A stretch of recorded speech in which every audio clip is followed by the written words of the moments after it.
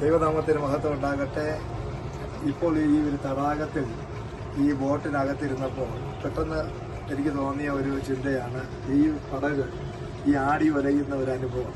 അതുപോലെ നമ്മുടെ ജീവിതത്തിൽ പലപ്പോഴും ക്രിസ്തീയ ജീവിതത്തിൽ ഒരുപാട് പ്രാവശ്യം നമ്മൾ വിശ്വാസത്തിൽ നിന്ന് വീണു പോകുന്ന അനുഭവം, അത് ആടി വലയുന്നത് പോലെ ഉള്ളൊരു അനുഭവം നമ്മുടെ ജീവിതത്തിൽ ഉണ്ടായിട്ടുണ്ട്. ഇപ്പോൾ നമ്മളെ ബോട്ട് ഓടിക്കുന്ന ഡ്രൈവർ നമ്മെ കൊണ്ടുപോയി ഈ പടകിൽ കൊണ്ടുപോയ സമയത്ത് അദ്ദേഹം ഇങ്ങനെ ഈ ബോട്ടിനെ ഷെയ്ക്ക് ചെയ്തു.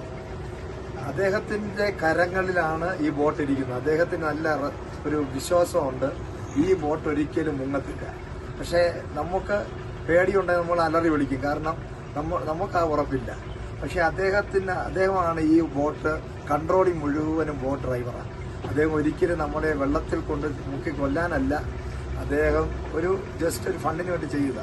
എന്നാൽ പോലും ആ ഒരു ഫെയ്ത്ത്, വിശ്വാസം ഉണ്ടെങ്കിൽ മാത്രമേ നമുക്കത് എൻജോയ് ചെയ്യാൻ പറ്റുള്ളൂ. അതുപോലെയാണ് ക്രിസ്തീയ ജീവിതം. വിശ്വാസം ഉണ്ടെങ്കിലേ എൻജോയ് ചെയ്യാൻ പറ്റൂ.